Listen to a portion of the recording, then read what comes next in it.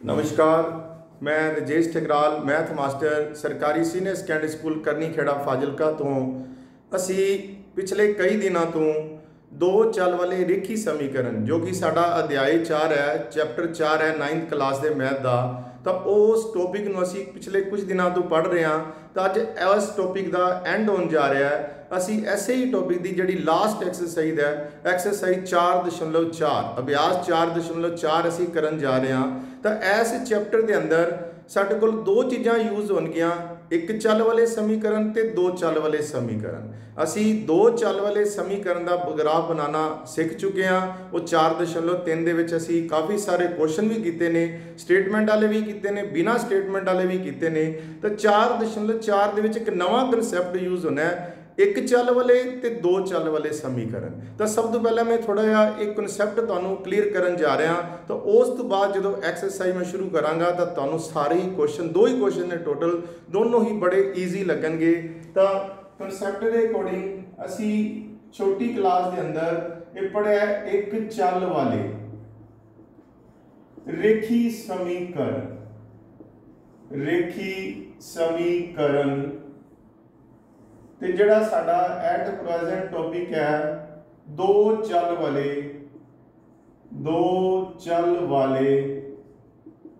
रेखी समीकरण, दो चल वाले रेखी समीकरण। हुण एक चल वाले रेखी समीकरण उनकी स्टैंडर्ड फॉर्म है साडे कोल ax plus b is equal to 0।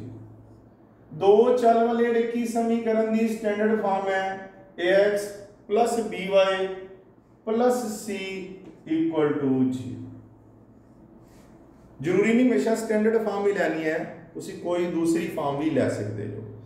ax plus b is equal to 0 इनू जो असीं हल करते हैं या जो असीं आलेख तैयार करते हैं, जियोमैट्रिकली इनू सोल्व करते हैं तो साडे कोल दो ऑप्शन बनते हैं, बिंदु ते दूसरा ऑप्शन है रेखा। इनू असीं जियोमैट्रिकली सोल्व करते हैं तो साडे कोल जदों असीं इहदा आलेख तैयार करते हैं तो साडे कोल की बनेगी रेखा। हुण तुहाडे वास्ते ये चीज़ फिर नवीं है भी जदों असीं एक चल वाले समीकरण नूं हल करते हैं साडे कोल बिंदु बनन दा भी ऑप्शन है, साडे कोल रेखा बनन दा भी ऑप्शन है। लेकिन जो असीं दो चल वाले समीकरण हल करते हैं साडे कोल एक ही ऑप्शन है, रेखा तैयार होगी। हुण ये किवें पॉसीबल हो सकता है भी एक चल दे नाल बिंदु भी बन सकता है, रेखा भी बन सकती है, दो चल नाल सिर्फ रेखा बनेगी। देखो जदों तुसीं एक चल वाले समीकरण नूं एक चल की तरह हल कर रहे जो तुहाडे कोल बनेगा बिंदु। लेकिन मान लो जिवें असीं एक्सरसाइज 4.1 दे विच कीता सी, एक चल वाली रेखी समीकरण साडे कोल हुंदी सी पर असीं उहनूं दो चल दे विच कन्वर्ट कर दिंदे सी, दो चल दे विच उहनूं बदल दिंदे सी, उहदा रूप परिवर्तन कर दिंदे सी। तो उहदे विच की करदे सी ax प्लस y वाली दूजा चल नहीं है 0 * y लिख दिंदे सी असीं plus b is equal to 0। समीकरण एक चल वाली है लेकिन उहनूं असीं बदल के रूप बदल के किंदे विच बनाता दो चल x ते y, दो चले बदलता। हुण असीं इहनूं सोल्व करांगे की बनेगी रेखा। इहदा मतलब चॉइस साडे कोल है, असीं इहनूं एक चल की तरह हल करना है कि असीं इहनूं एक चल तो बदल के दो चल की तरह हल करना है। जे असीं इहनूं एक चल की तरह हल करांगे की बनेगा बिंदु, जे असीं इहनूं दो चल की तरह हल करांगे की बनेगी रेखा। हुण इहदे विच एक ऑप्शन क्यों सी, क्योंकि ये दो चल वाली समीकरण पहले ही स्टैंडर्ड फॉर्म दे विच है, पहले ही इहदे विच दो चल हैगे ने, ये नहीं असीं आदी मर्जी नाल एक चल रिमूव कर दईए। एक चल इंट्रोड्यूस तो किया जा सकता है, जिवें इहदे विच दूजा चल नहीं है असीं इंट्रोड्यूस करदा 0 * जे x नहीं है तो x लिख देंगे, y नहीं है तो y लिख देंगे, तो दो चल बदलेगी। पर दो चल का मतलब नहीं एक चल खत्म कर देंगे तो इहनूं असीं एक चल दे विच बदल देंगे, ये दो चल दे दो चल ही रहणगे। तो इनू हल करांगे सिर्फ रेखा ही तैयार होएगी। यही साडा अज दा टॉपिक है जी। ऐसे ही टॉपिक नाल रिलेटेड अज दे साडे क्वेश्चन ने, क्वेश्चनों के की होगा एक चल दे नाल हल करना है, जियोमैट्रिकली उन्होंने सोल्व करना है, लेख बनाना है, लेख बना के दसना है की बनेगा।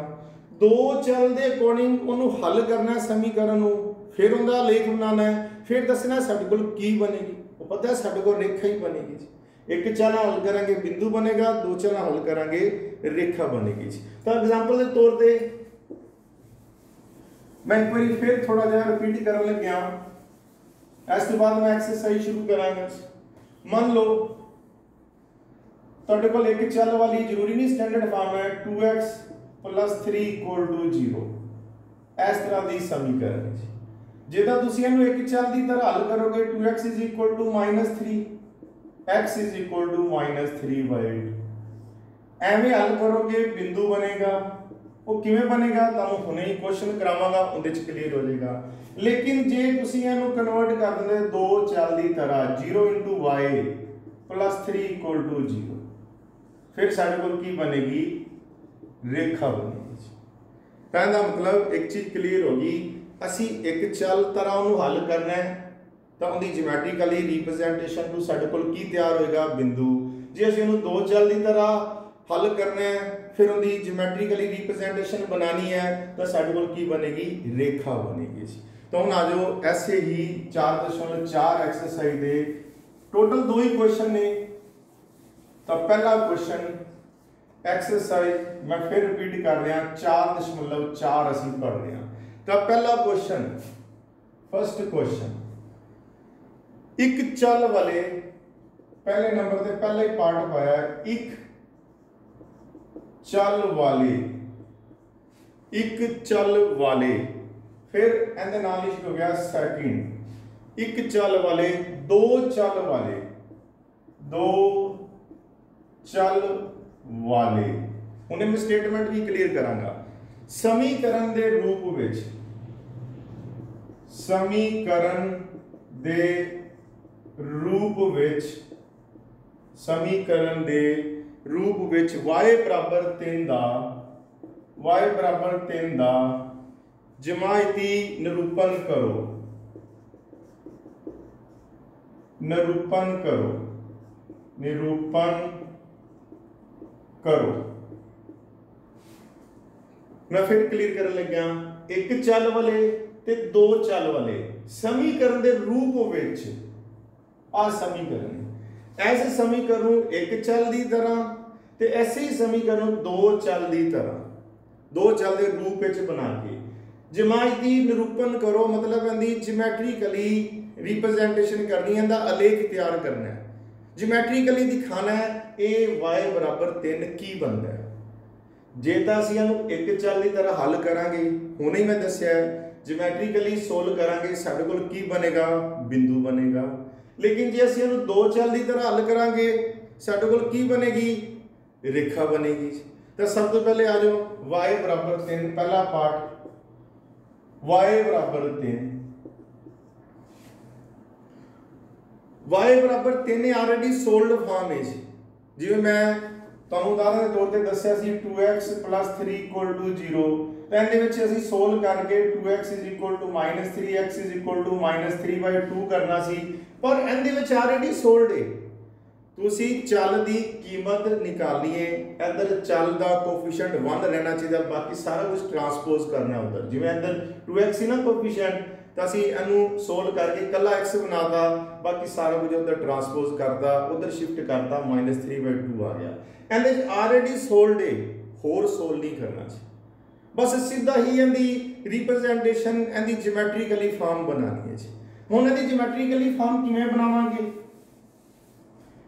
हुण मैं कहा सी ना एक चल वाले नूं जदों तुसीं सोल्व करोगे की तैयार होएगा बिंदु। हुण बिंदु कित्थे बनाना है? संख्या रेखा ते बनाना जी। संख्या रेखा केड़ी है? ए वाली। इत्थे की आ गया मूल बिंदु 0, इत्थे आ गया सपोज करो 1, इक्वल गैप ते तुसीं नंबर दिखाने ने 4 5 5 तक दिखा दो जी, -1 -2 -3 -4 -5 ये एरो लगाए ने।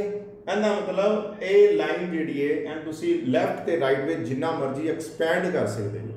ਜ਼ਰੂਰੀ ਨਹੀਂ ਮੈਂ 5 ਤੱਕ ਦੇ ਨੰਬਰ ਦਿਖਾਏ ਨੇ, ਤੁਸੀਂ ਵੀ 5 ਤੱਕ ਦਿਖਾਣੇ ਨੇ ਜੀ। ਇਹ ਤੁਹਾਡੇ ਕੋਲ ਸੰਖਿਆ ਰੇਖਾ ਹੈ, ਇੱਕ ਐਸੀ ਰੇਖਾ जिनके उपर संख्यावां नूं प्रदर्शित किया गया, संख्यावां नूं दिखाया गया जी, तो हम असीं की बोलते हैं संख्या रेखा।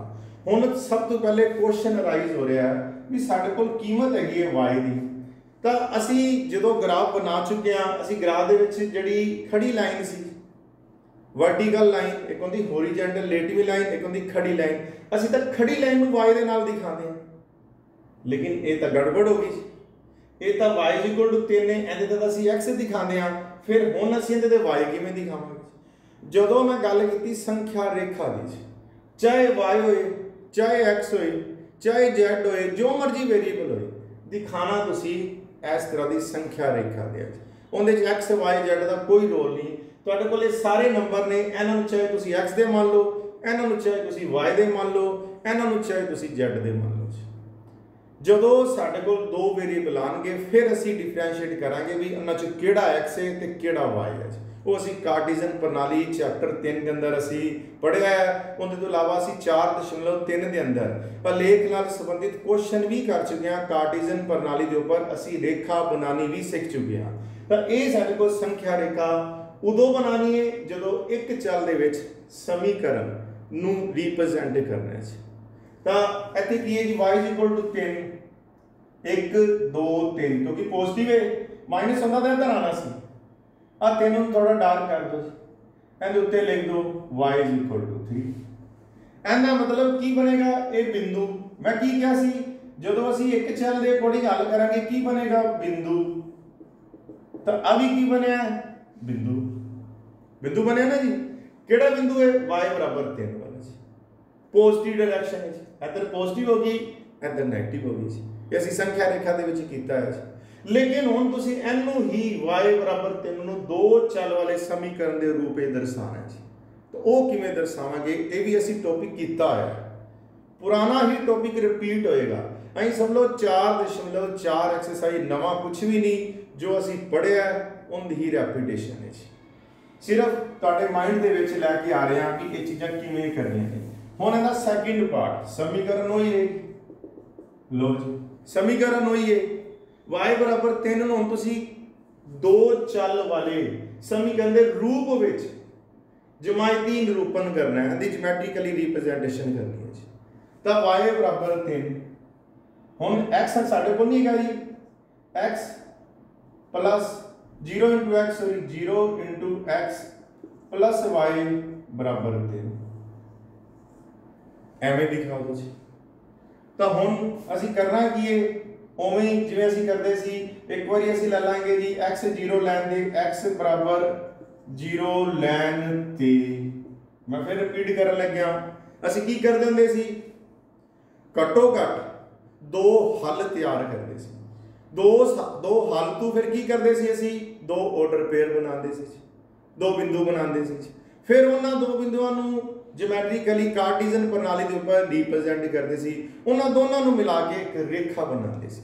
तो इहदे विच असीं वही पुराना मैथड रिपीट करन लगे हैं, टेबल बना के एक बारी x 0 लैना, y 0 लैना, लेकिन इहदे विच y 0 नहीं लै सकते, क्योंकि एक तो वेरीएबल पहले ही 0 है, सिर्फ x दीयां कीमतां बदली जानियां ने, x 0 लांगे तो y कितना आ जाएगा, 0 भर देंगे, खत्म हो जाएगी टर्म, y = 3, तो साडे कोल हल की बन गया 0,3।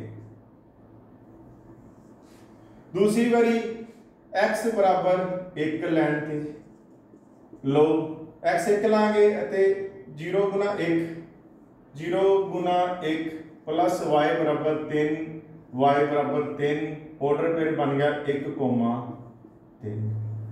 वैसे तो दो बिंदु सफिशिएंट ने ग्राफ तैयार करने के लिए, लेकिन मान लो तुसी दो नहीं 3 बनाने ने, लो 3 बना देना।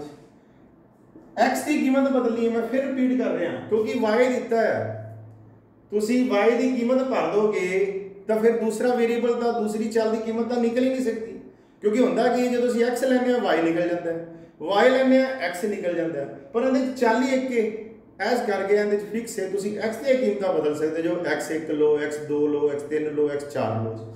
x = 2 लैन थी,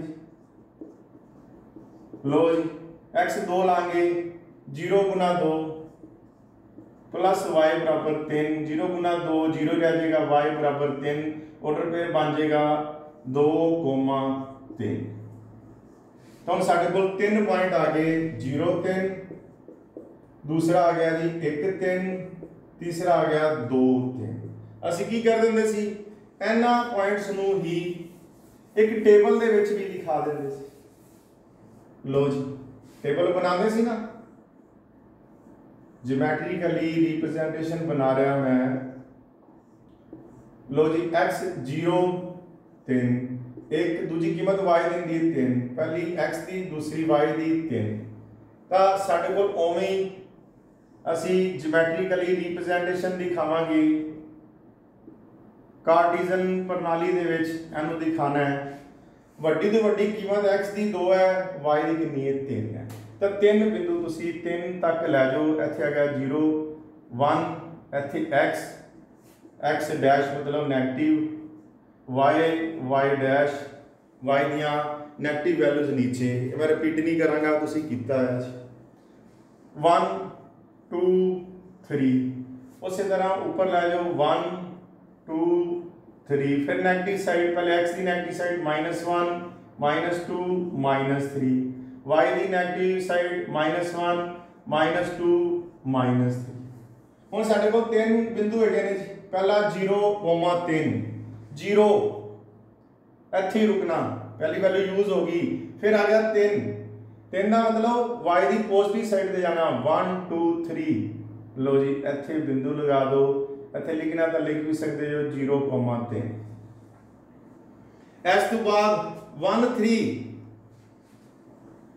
x की पॉजिटिव साइड पे 1 चलना लो जी x यूज हो गया इत्थे रुकना y3 1 2 3 ऊपर साइड पे जाना लो जी 1 3 इत्थे तुसी रेक्टेंगल भी बना सकते जो तुम दस्या है जी तो इत्थे लिखना 1,3 तीसरे पॉइंट ਨੂੰ नहीं भी यूज करोगे ना साडे कोल तां भी लाइन बन जाएगी लेकिन मैं फिर भी तीसरा पॉइंट यूज किया जी 2 3 2 x2 पॉजिटिव साइड पे जाना 1 2 3 1 2 3 ओवें रेक्टेंगल भी बना सकते हो लो जी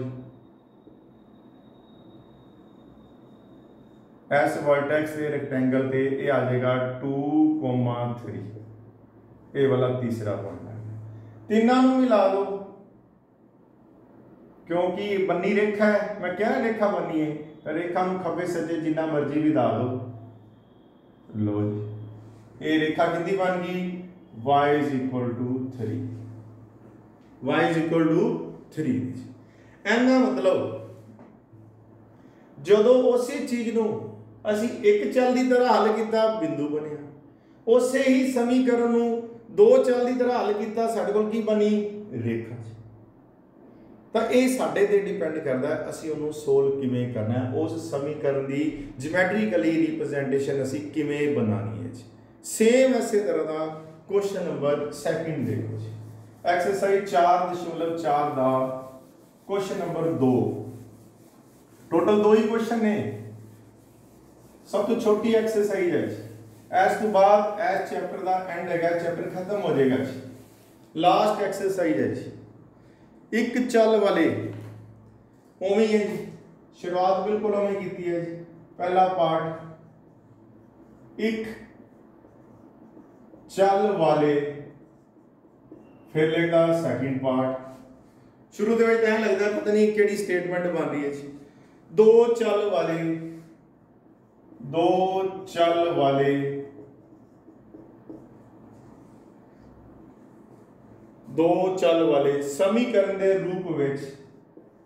समीकरण ਦੇ रूप ਵਿੱਚ 2x plus 9 बराबर 0 दा जमायती निरूपण करो बिल्कुल उम्मीद है सारी स्टेटमेंट ऑलमोस्ट सेम है सिर्फ समीकरण चेंज की है पिछले दिन समीकरण थोड़ी जी सिंपल सी ਇਹਦੇ ਵਿੱਚ ਸਮੀਕਰਨ ਨੂੰ ਵੀ ਸੋਲਵ ਕਰਨਾ ਪਏਗਾ ਜੀ ਤਾਂ 2x + 9 = 0 ਸਭ ਤੋਂ ਪਹਿਲੇ ਮੈਂ ਕਰਨ ਲੱਗਿਆ ਪਹਿਲਾ part first part 2x plus 9 equal to 0। हुण मैं किवें सोल्व करना है एक चल वाली। एक चल दे विच असीं की करना है पिछले पार्ट दे विच पिछले क्वेश्चन दे विच मैं रिपीट कीता सी भी सब तो पहले इक्वेशन नूं समीकरण नूं सोल्व करके चल दी कीमत निकालनी है। चल दी कितनी वैल्यू आ रही है तो बाकी सारा कुछ राइट साइड ते शिफ्ट करना पेगा। 9 है इहनूं राइट साइड ते शिफ्ट कर दो। 2x is equal to -9, x is equal to -9/2। -9/2 नूं जे तुसीं डेसिमल विच भी बनाओगे -4.5 बन जाएगी। 4.5 दूना 9 है ना जी, -4/4.5 तो एम भी लिख सकते x इज इक्वल टू -4.5। इस तो बाद क्योंकि ये एनू असीं एक चल की तरह सोल्व कर रहे हैं साडे कोल की आएगा बिंदु आएगा जी। बिंदु वास्ते सिर्फ संख्या रेखा दिखानी है। आ लो जी, कुछ भी नहीं करना जी, सिंपल संख्या रेखा दिखानी है। चाहे x की कीमत होए चाहे y की होए तुसीं संख्या रेखा ही दिखानी है जी। तो वड्डी तो वड्डी वैल्यू कितनी है -4.5 5 तक बना देना जी।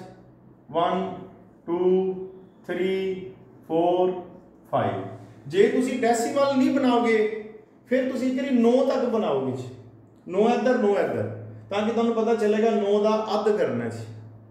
उवें भी कर सकते हो लेकिन पॉइंट जिहड़ा शो होना है वो उत्थे ही होएगा, उनकी पोजीशन नहीं बदलेगी। ये नहीं भी तुसीं संख्या रेखा के नंबर इधर के इधर ज़्यादा बना दोगे तो पॉइंट की पोजीशन में फर्क पै जाएगा। पॉइंट की पोजीशन उत्थे ही रहेगी। तो मैं 6 लिख दांगा, ये नहीं भी पॉइंट थोड़ा अगे पिछे किसी की जगह पॉइंट ने उत्थे ही आना है जिहड़ी उहदी वैल्यू हैगी जी, चल दी जो कीमत हैगी जी। तो एक्स कितना है एक बार इधर -3 दिखा देना, -1 -2 -3 -4 -5। ਹੁਣ कई बार स्टूडेंट कहते हैं जो सानू पता आना ही माइनस जे असीं प्लस दे क्यों ड्रा कीते। देखो जो तुसीं संख्या रेखा बनानी ना, संख्या रेखा दे तुहानू प्लस वाले माइनस वाले सारे नंबर शो करने चाहिए ताकि पता तो चले ना संख्या रेखा है।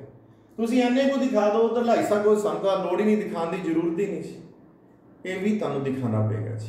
तो हम करना कि x is equal to -4.5 minus वाली साइड पे जाना है -1 -2 -3 -4 0.5।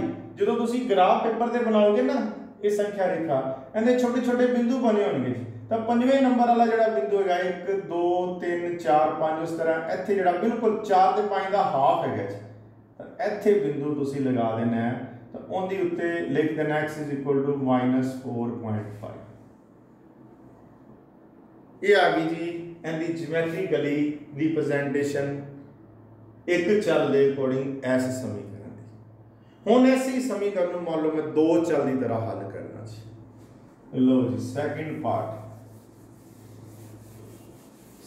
पार्ट दो चल की तरह मैं हल करन लग्या। स्टेटमेंट वही रहेगी, रकम सॉरी समीकरण भी वही है जी। सिर्फ हम करना की है मैं इस समीकरण में दूसरा चल भी तैयार कर लग्या 2x plus 0 into Y plus 9 बराबर जी। असीं की करते सी एक बारी x 0 ले लेंदे सी एक बारी y 0 ले लेंदे सी, पर क्योंकि ये समीकरण एक चल वाली है दूजा चल भी असीं 0 बना के तैयार किया इस करके इहदे च नहीं भी एक बारी तुसीं कहोगे x 0 ले लांगे या x 0 लांगे x तो 0 ही हो जाएगा, y पहले ही 0 है ही नहीं इहदे विच तो चल ही दोनों खत्म हो जाएंगे, वैल्यू कितनी निकालोगे। इस करके इहदे विच इक्को ही ऑप्शन है y की कीमत बदली जाएगी। y 1 लो y 0 लो y 2 लो y 3 लो जो मर्जी लो। y की कीमत तुसीं बदल सकते जो x की कीमत अपने आप निकली जाएगी। तुसीं ये नहीं करना x बराबर 0 लैन ते x खत्म ही हो जाएगा, x बराबर 1 लैन ते x की कीमत 1 भरी जाएगी, ये चल जिहड़ा ये खत्म ही हो जाएगा, रिमूव हो जाएगा। ये चल तो पहले ही खत्म है जी। ये तो सिर्फ असीं शो किया तुहानूं जी भी असीं इहनूं दो चल की तरह सोल्व कर रहे हैं जी। तो मान लो असीं की करते हैं जी, हम मैं कहना जो x है तो कीमत कितनी लैनी ने y दियां y बराबर 0 लैन थे जी। y 0 लाएंगे 2x plus 0 into 0 plus 9 equal to 0, 2x plus 9 बराबर 0, 2x is equal to -9, x is equal to -9/2।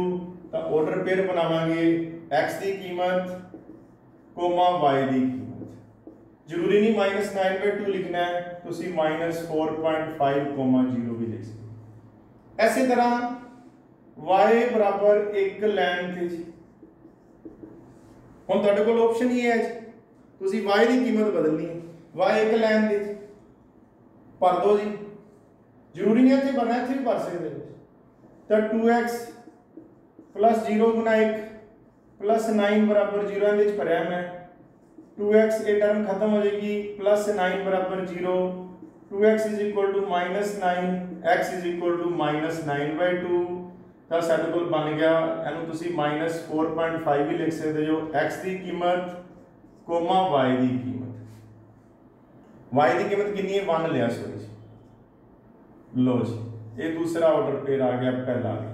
दो दे नाल भी ग्राफ बन जाता है, जरूरी नहीं 3 बनाने ने जी, इस तो पहले मैं कराया है, सपोज करो मैं 2 नाल बना रहा जी। पहला पॉइंट सी -4.5, 0, दूसरा सी -4.5, 1। हुण तुसीं एक चीज नोट कर रहे जो, पहली कीमत फिक्स है, दूजी कीमत बदली जाएगी जी, इस करके जिन्ने मर्जी पॉइंट बिना सोल्व किए भी तैयार कर सकते। अगला पॉइंट बनेगा -4.5, 2, -4.5, 3, जिन्ने मर्जी बना लो, लेकिन ये सारा कुछ कदों होंदा है, जो चल एक दिता है, उदों एक चीज एक वैल्यू फिक्स हो जाती है, दूजी बदलती रहती है। दूसरी किहड़ी होंदी है जिहड़ी असीं चूज करते हैं, जिवें y असीं 0 लिया, कदे असीं y 1 ले लैंदे आ, कदे असीं y 2 ले लैंदे आ। लो जी -4.5 तक जाना है, 0 1 x डैश y डैश 1 2 3 4 5 -1 -2 -3 -4 -5 1 2 3 4 5 -1 -2 -3 -4 -5। दो पॉइंट ने साडे कोल, टेबल भी बना सकते तुसीं, जरूरी नहीं, आ लो टेबल भी दिखाता मैं, -4.5 0 -4.5 1 -4.5, x की जगह पे माइनस वाली साइड पे जाना, 1 2 3 4 5 -4.5 y वाले पास से कितना जाना, 0, एवरेज पॉइंट लिख दो -4.5, 0। दूसरा -4.5 1, y किधर है जी, 1 ऊपर, इत्थे आ गया जी 1, इत्थे लिख दो साइड पे -4.5, 1। आ दो पॉइंट ने, दोनों को मिला दो, क्योंकि रेखा तैयार हो रही है, एक्सपैंड कर दो ऊपर नीचे, रेखा में असीं जिन्ना मर्जी एक्सपैंड कर सकते हैं। तो इत्थे लिख दो 2x प्लस 9 बराबर 0। तो यह क्लीयर हो गया, जो असीं एक चल की तरह तैयार करते हैं साडे कोल बिंदु बनता है, जो असीं दो चल की तरह तैयार करते हैं साडे कोल रेखा बनती है। तो रेखा दे विच एक चीज क्लीयर है, जो साडे कोल x वेरीएबल है, रेखा y एक्सिस दे y धुरे दे हमेशा पैरेलल बनेगी।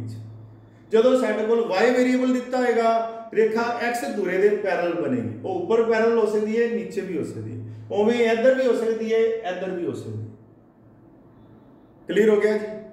तो ये सी साडा अज दा टॉपिक, ये साडा ऐसे चैप्टर दी लास्ट एक्सरसाइज सी। तो उम्मीद करदा तुहानूं ये सारा दी सारा चैप्टर समझ आया ना, सारे दी सारे जिहड़े दो चल वाले रेखी समीकरण रिलेटेड सब टॉपिक सी सारे तुहानूं क्लीयर हो गए होने ने। तो सारे ही विद्यार्थियों का बहुत बहुत धन्यवाद।